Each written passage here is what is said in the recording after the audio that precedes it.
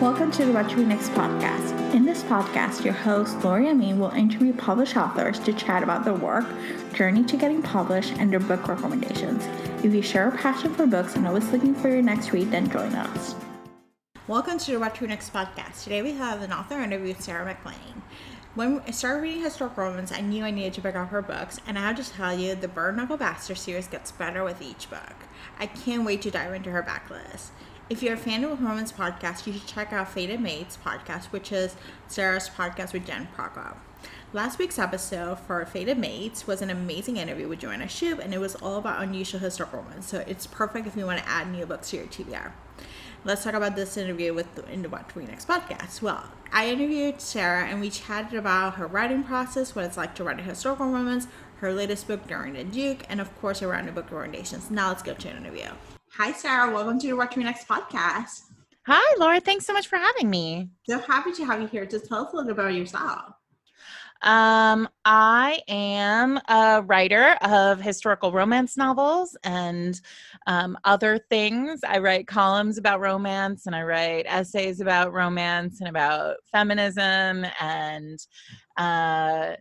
generally I'm pretty angry on Twitter right now all the time. So, if that's your jam, if that's something you think you'd be interested in, someone who writes about kissing and is also very angry on Twitter. That is me. That is my brand. My very weird brand. I love your brand. It was an unexpected brand. I have to tell you have kept me company on long walks over the quarantine. Thanks to your podcast. I just listened to the episode and I just it's all good. Everything's gonna be okay.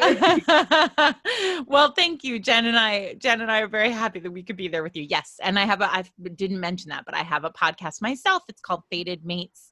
And we release every Wednesday, and our episodes are either deep dive reads of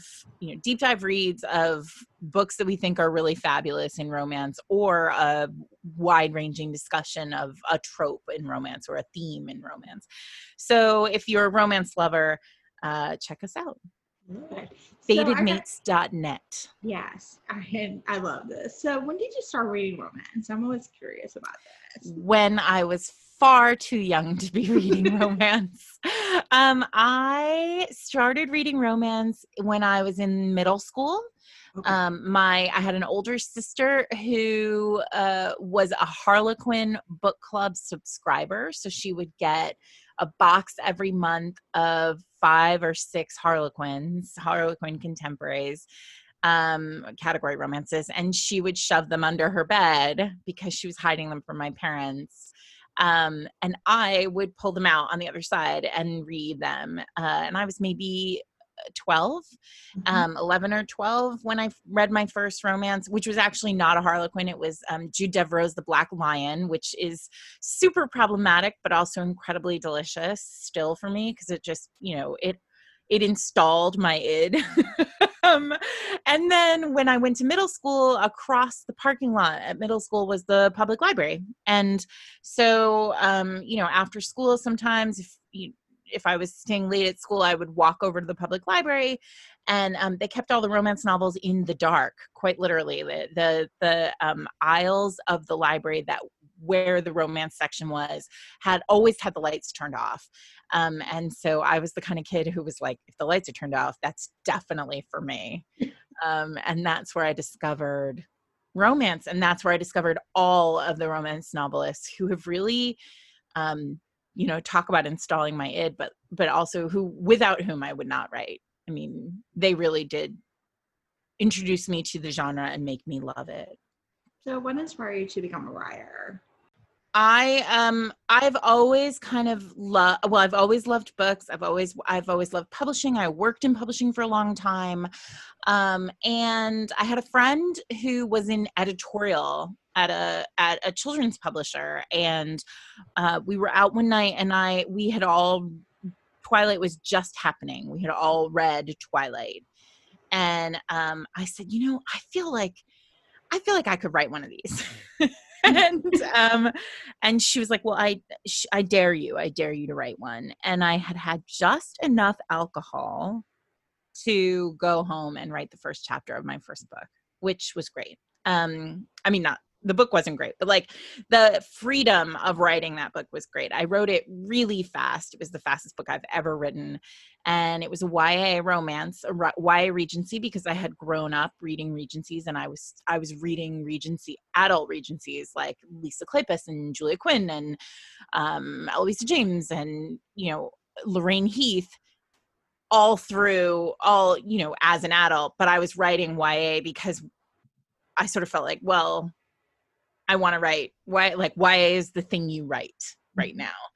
And I did. I wrote one, and I was very lucky to have it published. But then instantly I sort of knew like I was not long for the YA world, because I wanted to write sex in my books.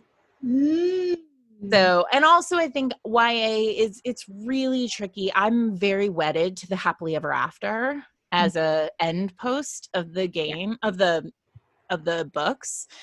And so for me, YA can't deliver that the same way that adult romance can, because it's just not realistic. I mean, you're 17, you should not be getting married.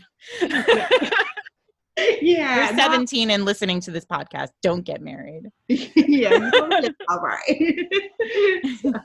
So I had a question. So you write Regency. What's the type of research do you do to get the time period right, the sense, the feelings of you're in the 1800s, and look like? Well, I should say I started out writing Regency, but now I write Victorian for lots of reasons, but mainly because time is marching in my books, and now Victoria is queen.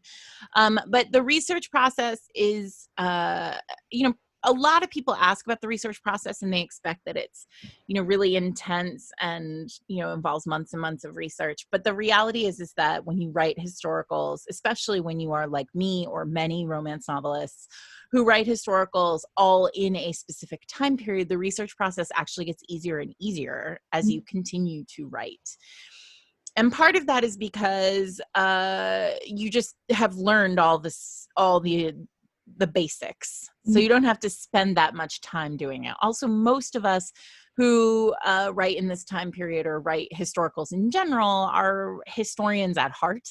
And so we read, for me, I read a lot of, when I'm not reading romance novels, I'm reading nonfiction, and usually about the British Empire in the 1830s and 40s. So, because that's what I'm writing right now. So I'm interested in it, right? So I'm reading about like gangs in London in the 1840s, because I'm working on a series right now that's about a girl gang in the 1830s. So there's all that. But also I think it's important to sort of point out that in my 11 years of writing historical romance, I've never come up with an idea that didn't have roots in history, either before or after the idea. So to give you a sense of, the ice, my current series, The Bare Knuckle Bastards, the last book of which comes out on the 30th of June. The first book, Wicked and the Wallflower, sort of sets up this criminal enterprise run by a kind of makeshift family, 2 brothers and a sister. And they are ice smugglers, meaning they smuggle goods that are heavily taxed or banned by the government of England into London on ships that actually appear to be shipping ice into London. When I had this idea, it was kind of not at all fully formed. I sort of was interested in the idea of, I had like a 3-year-old, and she watched a lot of Frozen. and I had this idea that was like, how do they get ice into warmer places? Yeah. Like, London was a massive trade city. There's a lot of meat in London. There are a lot of vegetables in London. Like, refrigeration had to have happened in the summer. How did that work? And then kind of instantly, I started reading about the ice trade. And I realized like it was completely plausible that, a smuggling operation could operate under the radar via ice, because when the boats came up the Thames, the River Thames to London from Scandinavia, the ice had melted so much in the hold that they were actually sinking. The boats were like basically sinking as they came up the river. So the holds were they were full of water, full of ice. They were impossible to search because ice is very heavy and had to be moved very quickly. So like it made sense to me that a smuggling ring could exist in this way. And what's fascinating about that is I was really lucky in the sense that like very soon refrigeration is going to get sorted out. So a smuggling ring can't happen in ice ships, after say 1850, but I just happened to be writing before then. So research wise, I often think that the idea comes first and the research follows, and pretty much nothing, everything new is old, everything old is new again. I love as they that. say. So Yeah. while you're writing, do you follow an outline or do you see where the story leads you? I do not outline, and it is a mistake. No one should write the way I write. I don't outline. I don't know anything about the book except for the ending. So if you're a romance reader, you know that the ending of a book is obviously a happily ever after. That's the covenant we have with readers as writers of romance. And so what I know is but what comes immediately kind of before the happily ever after is what we call the low moment of the book, or the dark moment of the book. And that's the moment where as a reader, you think like these two are never going to end up together, right? Like this can't work. This relationship is doomed.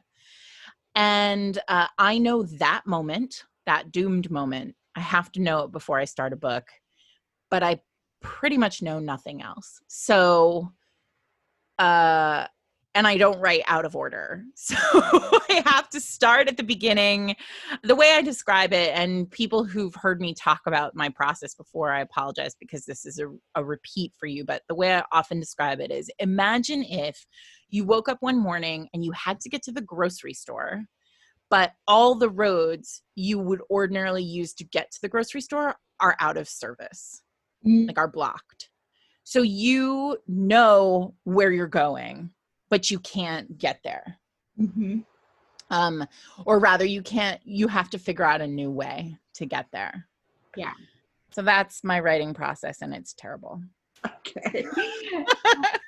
So because you write series, so how do you organize yourself as a writer to keep track of the characters, the series tidbits, the locations? I'm also pretty bad at that. I'll be honest. This is not a good podcast.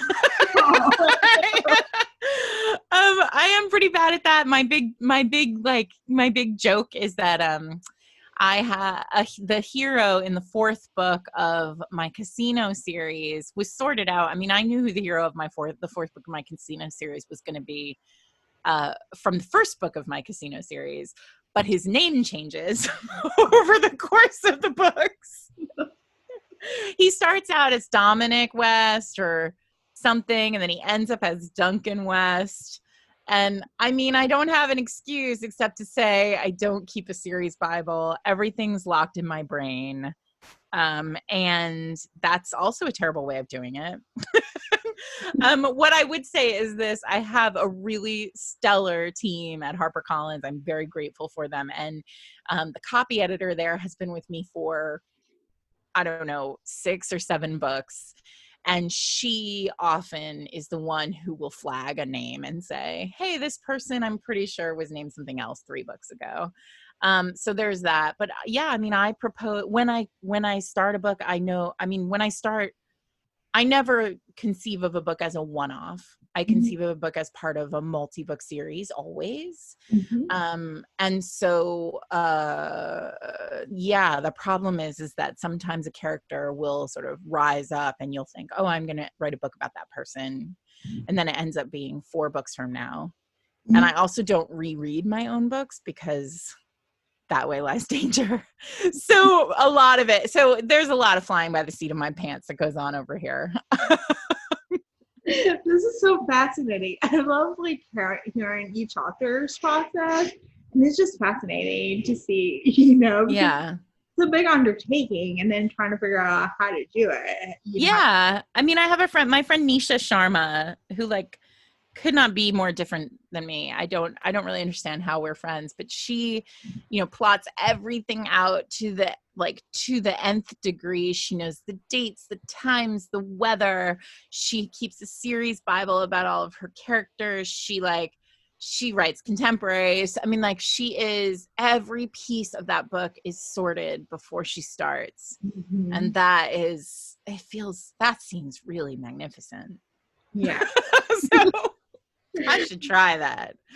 But I wouldn't. I'm the kind of person who buys a new notebook and is like, I have a new notebook. It's going to be amazing. I'm going to keep everything really organized. And then the notebook lasts 3 days. And then I'm back to literally piles of Post-it notes. So I don't know. I feel you. The important thing is that I get the words written, right? Yep. And you put some books out. So do you share your work along the way? Do you wait to complete it for others to read? My editor sees the first 100 pages of my book always. That's my editor, Carrie Farron at HarperCollins at Avon. And she sees the first 100 pages because she and I both like to know that things are going in the right direction. Mm-hmm. And she taught me this. I've learned, I think that a gift that is given to many authors who have great relationships with their editors is editorial experience when you're a debut. And from the very start, she has been really a writing teacher for me as well. And she told me in my first book, the first 100 pages are where if you get to page 100 as a reader and all the threads aren't laid out, all the plots aren't clear in the sense of what the conflict is, who the characters are, how it's going to go, or at least how the reader thinks it's going to go, then you've done something wrong. And so those first 100 pages, which are maybe 65 or so pages of a finished book, the 100 pages of a manuscript are about 65 pages of a finished book. It's about 4 chapters, give or take. And the reality is that since she said that to me 11 years ago, and I still periodically, when I'm reading a book, I'll think to myself oh, I'm in chapter 5 and I still have a lot of questions. And it isn't a great feeling as a reader. You want there to be questions, but you don't want to still not know, who is the hero? Who is the heroine? What is the story? What is the plot? Why can't these 2 idiots be together? There are a lot of questions that have to be really sorted out in those first 4 chapters. So Carrie reads the first 4 chapters. When I'm stuck, I have some really good friends who I'll go to.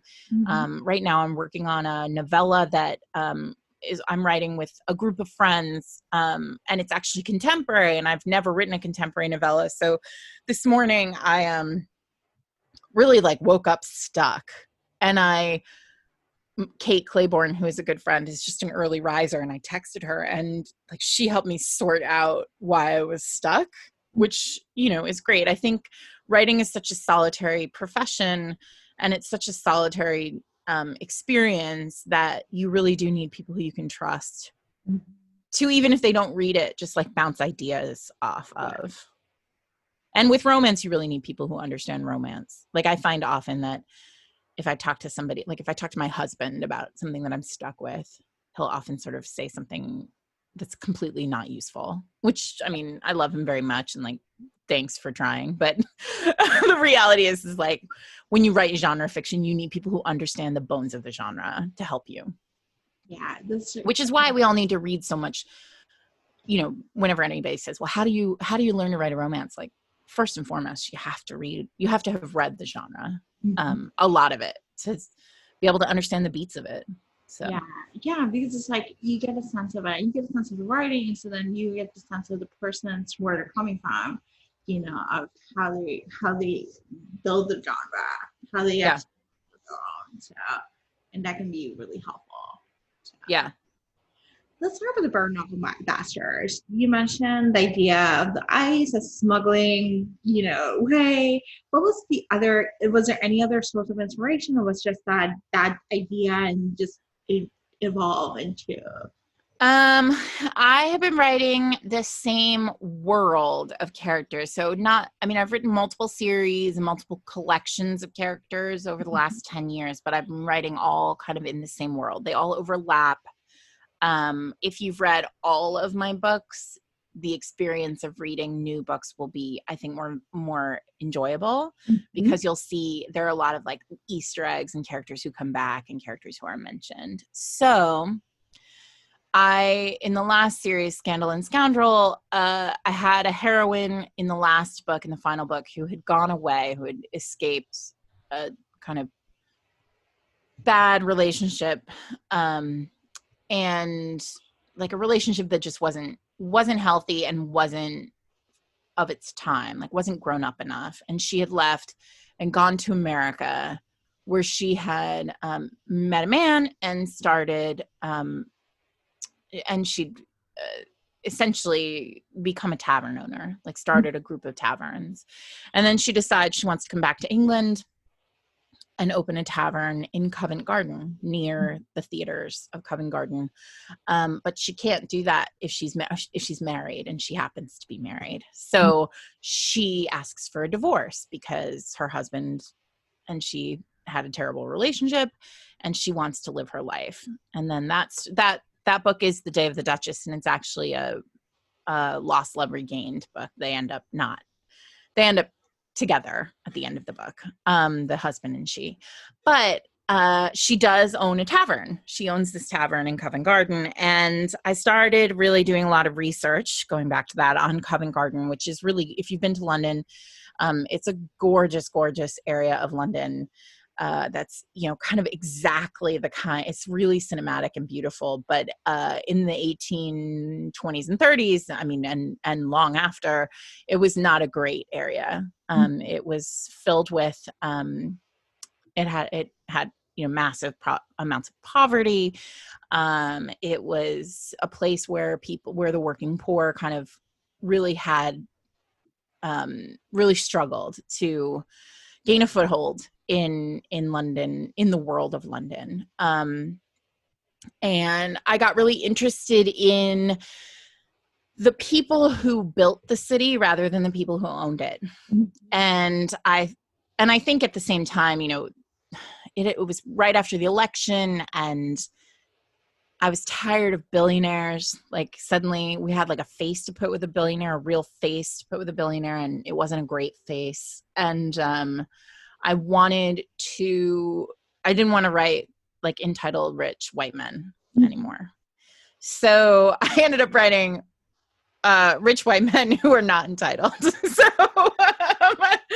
I ended up writing heroes who, obviously are all very well off and able to afford whatever they want, and made their money through, possibly unsavory means, but ultimately with a goal of building a city that was good for everyone, not just for the wealthy. Yeah. Not just for the aristocracy. And so that's how the Bare Knuckle Bastards was born. I knew I wanted to write heroes I wanted to write a family of kids who literally came from the gutter. I love it. And I love the fact that those are the heroes, and then we have a member of the ton, quote unquote, serve as a villain of most of the book. So Yeah. Probably important to showcase the entitled, rich white man. Yeah. Well, I think, Ewan, the villain of the first two books, is the hero of the third. And one of the things that he has to wrestle with in his book, in Daring and the Duke, is this idea of power, of what gives you power, and how power is wielded, and what kind of power we really are, what we are really asking for when we're asking for power. And so for him, he was born, his father. So the three heroes of the series are all half brothers. They're all linked. They're all bastard children to a duke, who, in the first one, the hero's mother in the first one was a servant who got pregnant by the duke. In the second one, she was, no, I'm drawing a blank, but they are all, there's a servant, there's a woman who grew up on the estate. Yeah. And then there is his mistress. Yep. And the mistress gets pregnant. In the setup of the third hero is that his mother got pregnant, Mm-hmm. and the Duke didn't want her to have a child, and so he exiled her. Mm-hmm. And she ended up in Covent Garden as a sex worker, working in a brothel. And so he was born in a brothel, and grew up, the first 10 years of his life, he lived in this poverty, in this like kind of this difficult world. And then his father comes and brings the conceit of the series is that the father brings all three of the boys back to his estate because he's never had an heir. And he makes them compete kind of like Hunger Games style to inherit a dukedom. And Ewan inherits the dukedom. He wins the competition and he becomes the Duke. And the other characters all run. And so he's not an aristocrat. He's stolen a title. And that in itself, is the threat for a couple, like that's conflict in several of the books. And then ultimately he has to come to terms with what he's done. And what he's stolen from the other people, the other kids that he's been interacting with, what he stole from the girl who he, his first love and only love.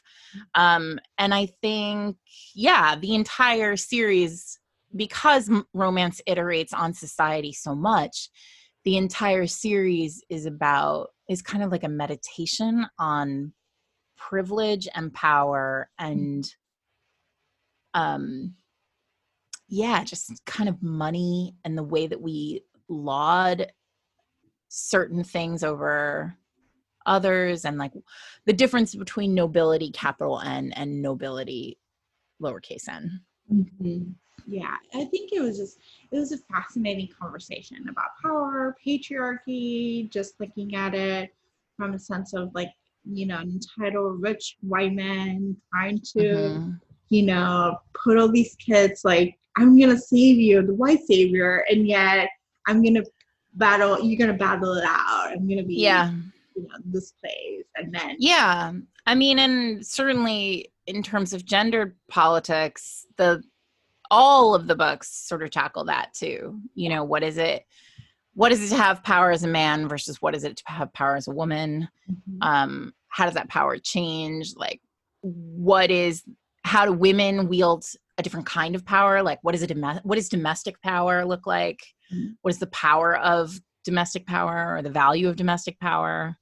But both Hattie, the heroine of Brazen and the Beast, and Grace, the heroine of Daring and the Duke, they have jobs. These are women who have wield power in multiple ways. Yeah.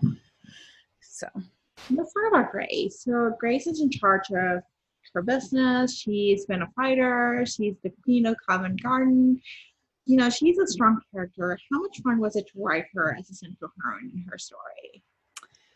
I mean, I've loved Grace from the very start. The first line that she speaks, I mean, I guess it's not the first line, but it's the first, it's like really her introduction to readers is in Wicked and the Wallflower. And she has these two brothers and they're idiots. And I think the line is like, you fucking imbeciles. Like, and that's like her first introduction to the reader. And so for 2 books, I've really written a character who was smarter than everyone else, who was more evolved than everyone else in the books. Grace has always been one step ahead. She's always known exactly what the game was, long before everyone else figured out the game. And I think I've always written sort of smart, savvy heroines, but for me, Grace really is probably the most savvy and the most powerful of all of my heroines. And largely that's because she is already at the start of the book, centered in her dominion, right? Like she knows her kingdom and she knows the power she has in it. Mhm. And I think for Grace, the lesson that she has to learn over the course of the book is how to share it, how Mhm. to give parts of herself up Mhm. without losing that power. And she has to come, and that's really difficult for a woman who, is running a business that is for women at a time when the circle was closing and Victorian England was coming for women of all levels, they were, the great irony of Victorian England is that there was a woman on the throne and women's rights were under attack almost from the jump in a way that they weren't as much during the Regency. Mhm. So Yeah, that's fascinating. that sort of betrayal, I feel like that too felt like very, now I'm saying it out loud. I'm realizing like my sort of anger, the way that I felt after the election, like that sort of 53% of white ladies like voted against the interests of women, Mhm. right? And voted against the interest of other marginalized groups. And I felt really betrayed by that, even though it's one of those moments where you feel betrayed, but you're not surprised. Yeah. And I think the betrayal of Queen Victoria is on the page here. Yeah. Even though it's not, this is not a book about Queen Victoria, but Yeah, but it is. It's like the rates, like the expectations, like there was stuff that were happening. You start noticing her business was getting closer and closer, like to be shut down for reasons that are outside of her control because entitled white men were like, women should not have the power. Women should not have the right. Yeah. So Yeah. Things like I realized when I was writing this book, prostitution, sex work was not illegal before Victoria ascended to the throne. And so sex workers were in a position to be able to be more protected. Obviously, sex work is complicated, and a lot of, women who become sex workers because they have no other choice have a different kind of experience with sex work than women who choose sex work as a career, right? But when sex work is legal, protection comes with legality, right? In many instances. And that was happening in England until sex work was criminalized, and then prostitutes had to hide. Like women who were sex workers had to hide. And we see that still today, that the I don't know, decriminalize sex work. I don't know what else to say, but so let's talk about your Girl Gang series. What can we expect from your new series? Sure. Hell's Bells is coming. It's 4 books. It's already the series arc is already set out. It is a Victorian era girl gang. They're essentially fixers. So if you really like scandal, that kind of thing, where things happen and they happen to women, I'm always really, and it comes as no surprise to most people that I'm really interested in the way the world interacts with women, and with womanhood of all kinds. And when I say women, I mean white women, women of color, trans women, all women. And so I'm really interested in always sort of unpacking gender and patriarchy and the way that it functions. And so in this book, I think what you'll find in these books, I think what you'll find is kind of a really fun, exciting kind of girl gang of women who will not stand for it. If you have been wrong, they are there with you. And who among us hasn't wanted that in their life, and so I think people will, there are a lot of fun things. Also, I'm known for cinematic kind of set pieces. So, there are underground tunnels and like secret rooms and, networks of spies and kind of all sorts of things that will that will kind of be rooms of requirement for the books.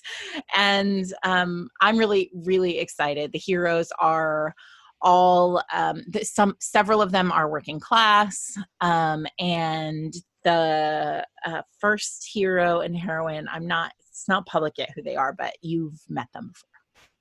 Ooh, I can't wait. Yeah. But we have to wait a year or so. I know. I'm sorry. It's not written yet. So I'm working on it, but it's not there yet. So now let's get to a round of book recommendations. It's an opportunity for you to share with our audience what they should read next. So who are your favorite authors? Oh, that is a hard question. There are so many. So I'm just going to talk I'm going to talk about like kind of a broad swath of authors, because I read so widely in romance. And this is a really, I'm in quarantine. I'm on day, 85, I think, of quarantine. So for me, romance has really been a balm. So I've been reading a lot. So I would start with, if you love historicals, you cannot go wrong with Joanna Shupe, who is writing Gilded Age New York stories right now, which are totally amazing. I said yesterday to someone, I think Joanna is the best historical writer writing today. So do not sleep on her. I know a lot of historical readers tend toward believing that they, they don't want to read outside of England. Also, Joanna wrote a Regency series first. So, but my favorite thing she's ever written is coming out June 30th. So, but it's a third book in a series. So start at the beginning of that series, with The Rogue of Fifth Avenue is the first book in that series. But Prince of Broadway is great. It's about rival casino owners and a woman who wants to run a casino. And the new book is called The Devil of Downtown, and it is stunning. Anyway, so Joanna, my closest friend in the world is Sophie Jordan. So I always have to shout out her books, because I loved Sophie before I loved Sophie. I love Sophie as a writer before I love Sophie as a person. But her most recent book, The Virgin and the Rogue, is perfect for people who love those old school romances that I talked about at the beginning of the podcast. The Virgin and the Rogue is an aphrodisiac story. The heroine has cramps. I mean, first of all, I love where I love where romance is going now, like kind of facing issues that women face head on. You never read about cramps before. So the heroine has cramps, and her sister is like a botanist, and she makes her this like tincture, and she drinks it. And then her cramps go away, but she also becomes fully like sex crazed, and there's a rogue in the house. But it's really deftly managed in terms of consent, and it's just terrific and really, really sexy. The book that I just read this week that I totally adored was Kennedy Ryan's Queen Move, which is, I really love the story of Daring and the Duke is childhood love to adult love, like star-crossed lovers, fated mates kind of thing. And that's what Queen Move is too. Kennedy writes these like epic kind of soap opera-y contemporaries. This is a hero and a heroine in the South who were next door neighbors, like best friends from birth. And then his parents get a divorce, and his mother takes him away. And it skips forward Kennedy paints this beautiful, lush picture of a childhood love, like coming to be. They're each other's first kiss, and then they are separated, and they go their separate ways and live their separate lives, and then come back together in this really like emotional, romantic, intense kind of way. And then on top of it, the heroine is such a badass. Talk about, I love heroines who have careers, and she's a political operative. So it's just great. It's a great book for 2020. Kennedy doesn't shy away from issues. Like it's a perfect romance novel. Adriana Herrera, actually my favorite thing, I love Adriana's books. I love everything Adriana has ever written. I think she's a glorious writer. But my favorite book of hers recently is her Christmas novella called Mangoes and Mistletoe. Okay. And it's just perfect. And if you love a novella, I'm somebody who loves like a Christmas novella in July. So yeah, I'm so for it. And you absolutely should check that out. It's a food romance. Food is my love language. Don't sleep on Adriana. Alexis Daria has a book coming out at the beginning of August called You Had Me at Hola, which is a Netflix. It's basically like a telenovela like it's like a celebrity romance. I also love a celebrity romance. I love any romance where like identity is really unpacked, and celebrity romances get to do that. And nobody does that better than Alexis. Her first series, which was I think called the Dance Off series, like it was about a TV, like a reality TV dance competition, like oh shit, what's it called? Dancing with the Stars. Thank you. And so she really unpacks like celebrity and perception and the way the world looks at you. And then she's doing it again here. There's like a telenovela on like a Netflix style streaming service that has become, it's just like blown the doors off. It's like, one of the biggest things that everybody's watching on Netflix. And, it's two co-stars, like one who's a little washed up and the other who like, is sort of a new ingenue, and they're sort of trying to figure out how to manipulate. They're falling in love, but there's like a kind of manipulation with the press and with the show. And again, there's like a kind of public-private conversation that's being had in this book. Alexis is so talented. You can't go wrong with any of her books. And then I'm sort of obsessed right now with contemporaries, with Harlequin like desires, because they're so quick and you can read one in 2 hours right before bed, and they're just joyful and magnificent. And Naima Simone wrote a series about a Chicago blackout. I think it's called the Blackout Billionaires series. But essentially it starts with all three couples. There's a blackout in Chicago. And it's 3 books, and all 3 couples, like there's forced proximity. Like one of them is trapped in like a high-rise apartment building during a blackout, and they like fall in love. And one is like brother's best friend, and one is boss secretary. And I mean, they're all just delicious. So I don't know. That's what, 6 or 7 off the top of my head. Thank you, Sarah. So yeah. I'm always happy to talk about romance novels because they bring such joy. So where can you find you online? You can find me on Twitter, where I'm very angry all the time, at Sarah MacLean.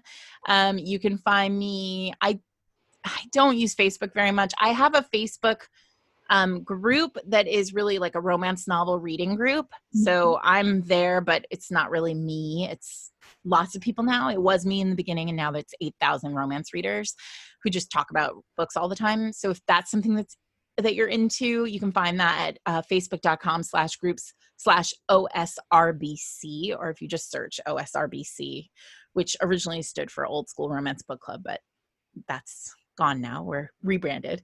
And then you can find me at fatedmates.net. Or wherever you listen to podcasts. You clearly are listening to this podcast, so you can find us here. And that is weekly. And then I'm on Instagram kind of obsessively. So that's probably the place where you can most find me. And I'm Sarah MacLean there as well. I love it. Thank you, Sarah, for being in the show. Thank you so much for having me. This is so exciting. If you enjoyed this podcast, feel free to share with friends, subscribe, or rate and review the show. This is the easiest way to support this podcast. Want to join a romance-loving community? Want weekly book recommendations, monthly author Q&As, and book recommendation meetups? Make new friends? Then join our Patreon community. To sign up, please follow the links in the show notes. What to Read Next podcast is part of the Frolic Podcast Network. Find more podcasts to love on frolic.media/podcast. Thank you so much for listening, and have a great day.